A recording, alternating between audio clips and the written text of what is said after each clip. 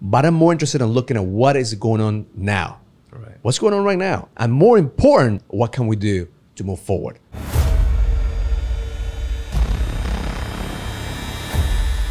Welcome to the King's Code Podcast.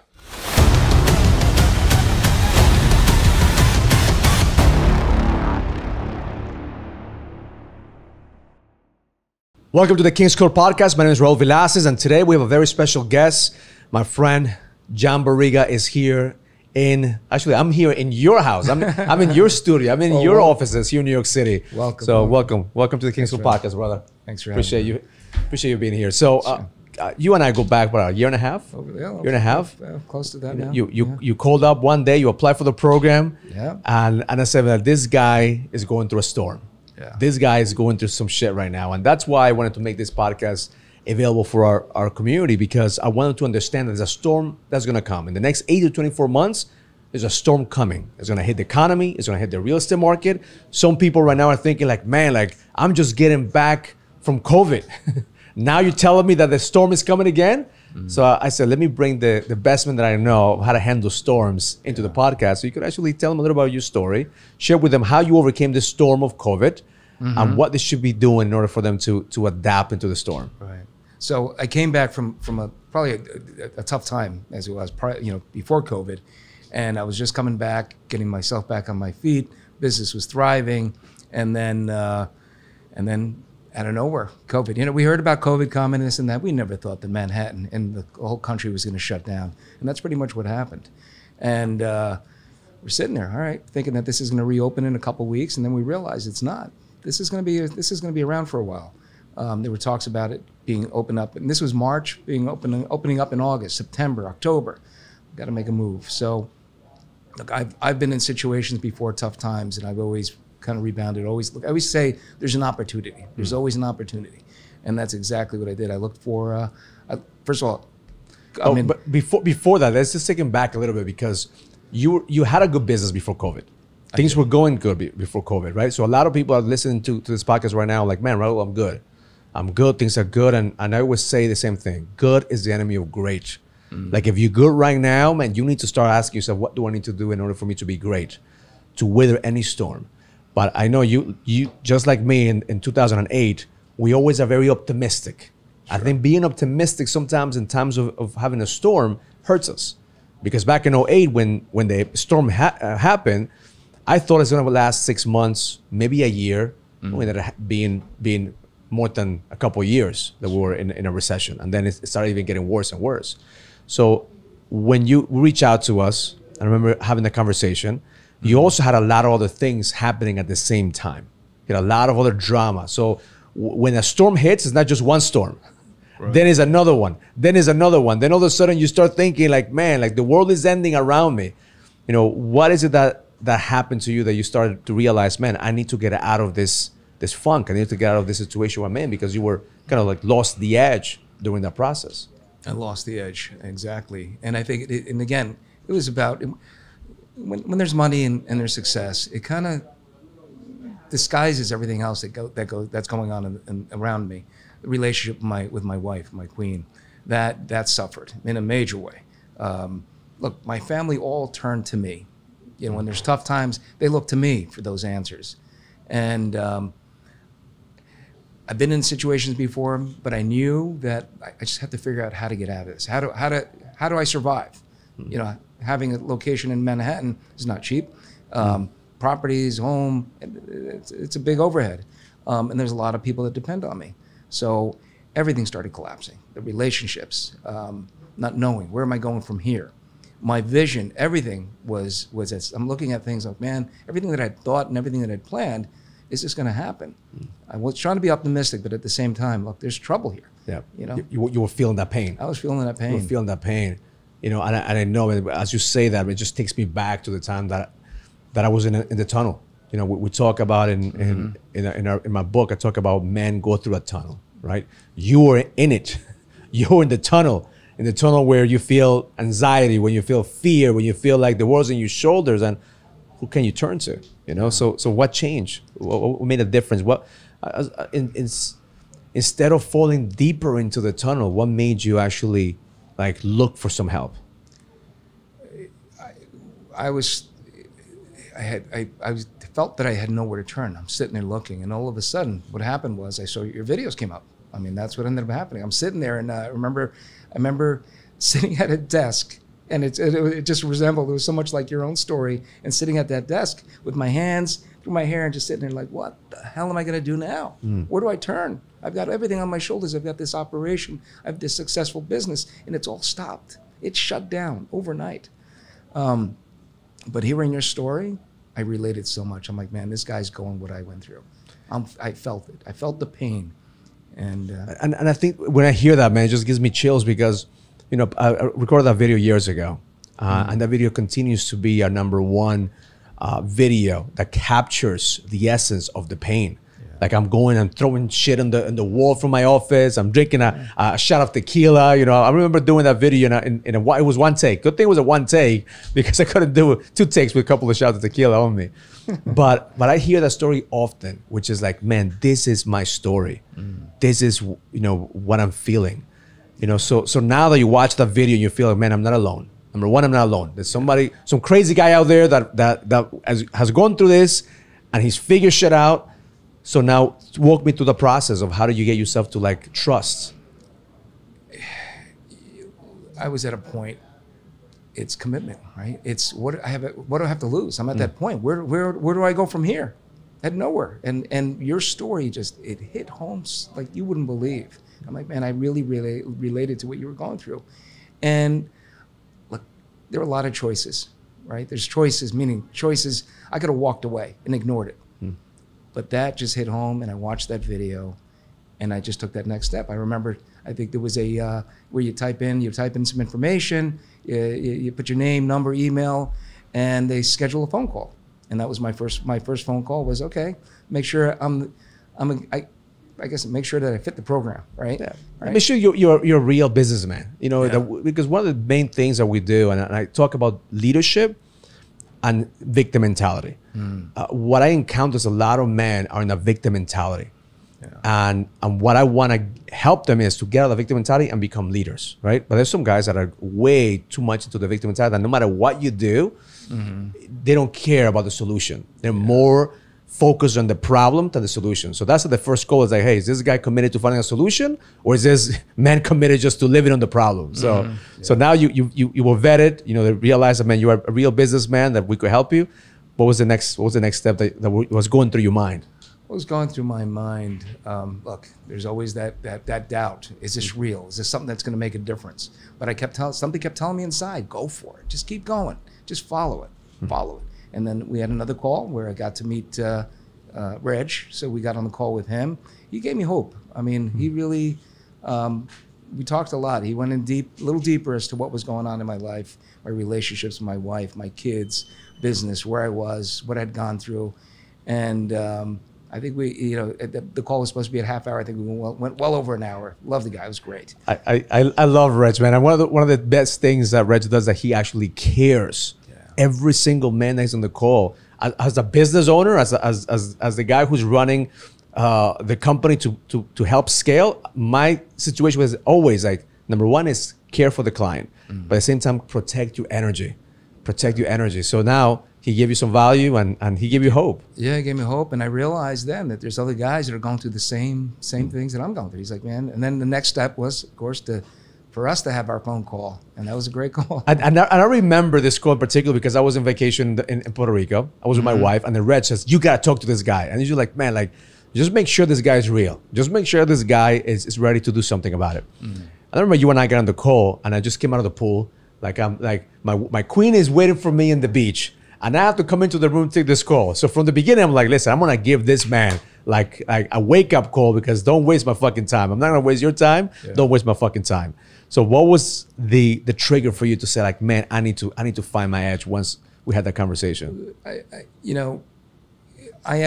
was in that stage of, man, blaming others and blaming everything that was going on around me. But at the same time, there was a part of me that says, I got to find the solution and I got to move forward, because I'm not one to sit back and let shit happen. So, and I think that what really hit was when we were on that phone call. First of all, you asked me where I was, from 1 to 10, where am I with my relationship with my wife? Where am I spiritually? Where am I physically? And where am I in business, right? We later learned 4 Bs. And I think I was at 4 tops. That was pretty much an average of 3. And then when I talked to you about what went on and what happened to me, I remember you turn around and you say, you know, brother, can I be straight with you? And I said, sure. And you tell me, you're stuck. You know, you're stuck in the past. You're thinking about what you had instead of thinking of what you can do and what the future can bring. So that for me really hit home. It really made me realize what's been going on. And I've been stuck. I was stuck there just thinking about everything that was done. You know, again, victim, feeling like, you know, everybody's cheated me, everybody's hurt me, everyone's, and I'm blaming the world. And that after that phone call, it was a wake up. It was a wake up call. And I remember that because, you know, when we talk to men, everybody tends to tell me about how great they were in the past. Yes. Oh, I had this success in the past, Raul. I had this. Oh, but you know, this guy hurt me, or this person did this, or the economy did that. I'm always end their friends. Listen, I don't give a fuck what happened in the past. The past is just, I'm looking at the past to get some track records to see if you actually got some wounds in you, some ammunition that we could use. But I'm more interested in looking at what is going on now. Right. What's going on right now? And more important, what can we do to move forward? What's the next step? What's the next level? So that's when I call you out. I said, listen, man, you're stuck in the past. You know, you're living in the past. You want to blame somebody else, but the reality is you are the one who created this shit. You are the problem. But the beautiful thing about this, of owning the problem, is you also the solution. Yeah. So I remember you at that point, you couldn't even afford the program. You saw underwater with your business and on your finances, like, Raul, like, I want to go in, but I don't even have the money. And we kind of made up some payment arrangements. Sure. So tell me about that mentally, because the reason I want to share that with the audience, because sometimes the hardest thing is to raise your hand and ask for help, because our ego is bruised. Like, shit, what can this guy teach me? You know, that was me. I refused to ask for help until I was drowning. Yeah. But the moment that you're drowning, if somebody gives you some help and says, hey, man, I'm going to help you. We're gonna work this out. Very few people actually allow themselves to humble themselves enough to say, hey, man, thank you. And I'm not going to disappoint. Because most people will say, you know what, when I have it, I'll do it. Mm-hmm. Or let me figure it out and I'll do it. No, you're like, hey, let's work on this. Let's create something so I could expand. So what was going through your mind in that moment that you were able to say, man, like, I really need help, and I'm going to do everything I can from my side to go all in? Right. I think, well, at that moment, I was, again, feeling that it was a decision I had to make, and a commitment. I realized there was a commitment. And hearing what you told me and watching your story and talking to Reg, it made me realize, look, if I go into this, I got to go all in. And I think that when I got involved, I said, you know, there's no turning back here. This is a commitment. And I didn't want to disappoint. You know, if I'm making a commitment and you believe in me, and I realized that you don't just bring anyone in. So for me, it was like, I'm going to show, I'm going to prove I am that guy, and prove to myself I've got that. I want that edge back. And I think that is key for everybody who's listening to this. As a leader, we have the power to help somebody and empower them. Mm-hmm. But at the same time, we have to have that thin line of not saving them. Because I told you from the beginning, listen, we're not here to save you. I'm here to help you lead, but you have to humble yourself to be led. Right. So you went from so there was a catastrophe. So the market, wasn't doing what you wanted to do. COVID happened. How did you turn around? What started to happen? What did you focus in order for you to actually turn things around? I had to let go of the past. That was number one. I had to let go. And when I let go, now everything started being more clear. Instead of worrying about everything that had happened to me, who did this, lost it, thinking about everything that I had, and then I started moving forward. And that was a decision there. And letting that go, that made a major difference in my life. Man, when you say that, it just brings me back to so many times that I held on to the stories. Because that's what we do. We create stories. This person did this or this. And I recently had a conversation with my wife a date night a couple of weeks ago.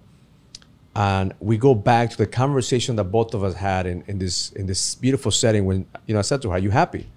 And she's like, no, I'm not happy. So, well, I'm not happy either. So instead of us continuing to blame each other, what can we do to make each other happy? Right? Getting real with the present, letting go of the past and moving forward. Because that's where the opportunity is looking what can we do to get out of where we are right now, where the opportunity is. So now you let go of the past. You're like, okay, I'm gonna let go. Like now, the reality still hits. There's no cash flow coming in. there is, not business. Everything is frozen in New York City. What did you find? What was the opportunity? Well, one thing I remember, I think we had our call. I joined. I said, okay, I'm in. And I think the next step was a few days later. I was on the Monday call, the Edge call. And that was a group of guys. I didn't know what to expect. I'm like, I'm just going to sit in and listen in.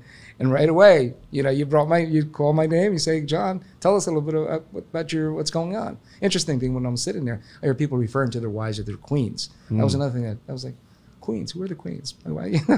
So it was good. And one thing that I realized rather quickly was the guys that were also in the tunnel and going through the tough times. And guys that have been in the program for over a year, and seeing how successful they were. And then I'm thinking to myself, okay, maybe I don't fit in, right? These guys are all successful guys. I was successful. I'm thinking, going back again, I was successful. I'm not successful today, right? So, but I think that, and then I started thinking about it, like, all right, these guys where I was, where I was, or where I am now. So, and they got out of it. So it gave me hope. But again, it was just that commitment and hearing stories. And a couple of times I'm like, man, not sure, but I stuck with it.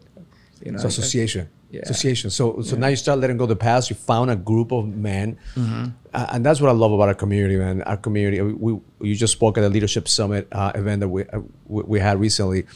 Our community is not here to save people, but we're here to help them lead. And that's what men like you. The worst thing I could do to guys like you and I is to have people have pity on us. Like that was my fear. If I raise my hand, like, oh, I'm so, I feel bad for you, Raul. No, we don't want that shit. Yeah. We want somebody that says, hey, man, here's how you get out of your situation. Here are the tools. Here's a shovel. Dig yourself out of your hole. I think that's what you saw. You saw some man said, hey, John, welcome to the fucking club. Oh, yeah. We all been there. We all done some crazy shit. Now it's time for us to lead with intention. Yeah. And what did you do after that? After that point, I mean, look, I started, first of all, we've got the app, we've got different talks. And I think shortly after, I was put on a team, which is great. And we started sharing stories. And the great thing is the team leaders are guys that have been in the program for a while. And that, what I love the most is just being able to call these guys. It wasn't just the team call. These guys were available to me and to share my story. And, and again, being in a place, I couldn't share what I was going through outside of the community here. I couldn't. I mean, there weren't people that related to what I was going through. Very few. And here, it's a great community, guys, and there's a few guys that really made a big difference. And I think that's available to everyone that comes in. You've got guys that have been around. Myself now, I'm always coming out, and I heard some of the new guys that were at the Leadership Summit. And I saw myself. When I see these guys and listen to their story, and I just love to share what I had gone through.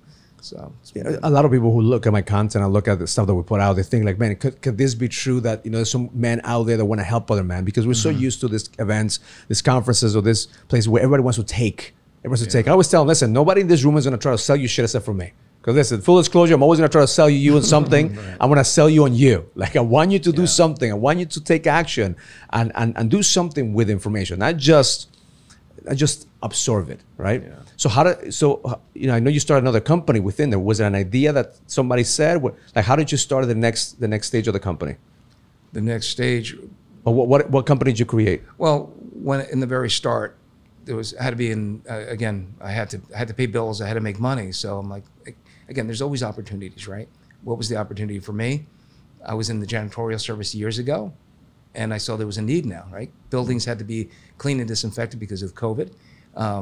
So I went into that business, and within a couple months, we had some accounts, and some big accounts. It was it was one big vitamin company that had some employees that had it, and they had to shut down, and the entire place had to be cleaned up, over 100 square feet.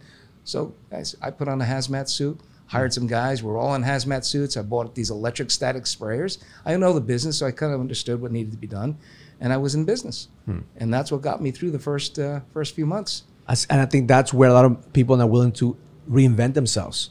They're stuck into their fancy titles. They're stuck into the fancy CEO or founder. No, you got to get your hands dirty. Yeah, like you have to make shit happen. Like that's what I love about your stories. Like man, you were not afraid. You go from this fancy place in Fifth Avenue, where all your medical offices were, No, I need to figure things out. I need to get some cash flow. So you went there, you created the company, you started to get some cash flow, and then what happened? Yeah, well, we started doing that, and we ended up building and making some money, and cash flow was flowing. But it wasn't what I really wanted to do. But look, I'm in healthcare, and then there was an opportunity. Now there was COVID testing. All of a sudden, the city wants to open up. Companies, they want to open up. People have to be tested. People are traveling. So I got into COVID testing. I'm familiar with I'm in, again, healthcare, had connections through labs, and now we started doing COVID testing throughout New York. So you went from zero experience, because nobody had experience in COVID testing. You went from zero, you adapted to the situation with the cleaning services, then you found a niche on a problem that the economy had, and they were able to fill it. And how many tests are you guys, at the peak, how many tests were you doing a week or a month? We were doing about 150,000 tests per month.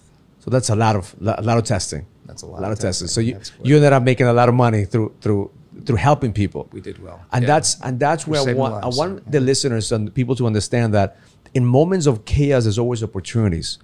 And in recession times, because I believe we're going to get into a recession in the next 8 to 24 months, there's opportunities for you to add another zero to your bank account. So I know that you're doing 8 figures a month, and you're not stopping. I mean, you're investing now money in real estate. You buying other companies. Like now that niche helped you kind of establish yourself to see what's possible. So when did it click for you to think like, man, this is like, because I know you and I have some calls. I'm like, man, this is just the beginning. Instead of saying, oh, I made it, I'm making 8 figures a month, I made it. No, this is just the beginning. Oh, absolutely. And, it's funny because years ago I was, again, successful in other businesses. And there was a point that, man, I had created this business. I was in surgical center business. And I thought I was at the top of the world. And I thought that was like my peak. I had reached the top. Now, that's just, I think back, and it was so small. And now there's no limits. No limits. Again, like you said, we're involved in other businesses, buying new other businesses, real estate. We're involved in real estate, and we're still doing tons of testing. And then there's other areas. We're doing some other type of testing at this point. So we're expanding from that. Man, listen, your story is going to impact so many people that right now are going to either feel the recession, or are feeling the way to reinvent themselves because of COVID. And one of the main reasons I wanted to have you in this podcast is because I want people to understand that if you look for help, there's other ways out there. Like, I believe God is always looking for somebody to help. It's just sometimes we are just stuck in the past that we don't receive the help. We're stuck in our own story instead of allowing God to say, hey, here is opportunity. Opportunity for you didn't look like a nice, shiny object. Opportunity for you look like I need to get down and dirty and start cleaning offices back in and humble myself. And from there, look at that. From that place, God gave me opportunity for the COVID testing. And then you start to serve and help people. And then you start making millions by helping people. And now the doors are opening up for you again, because now you have no limits.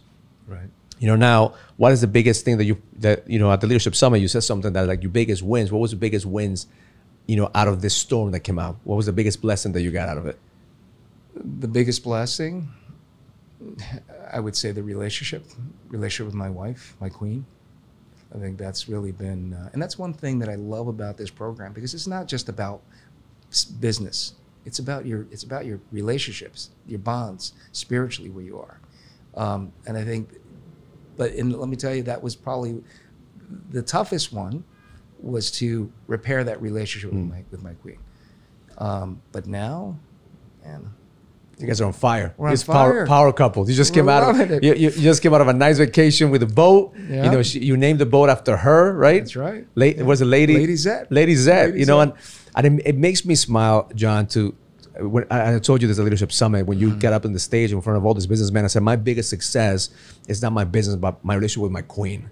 I was able to repair that and bring passion and connection. And now we're like, we're back in love together with this passion. I think that during tough times, that's the first thing that goes with most men.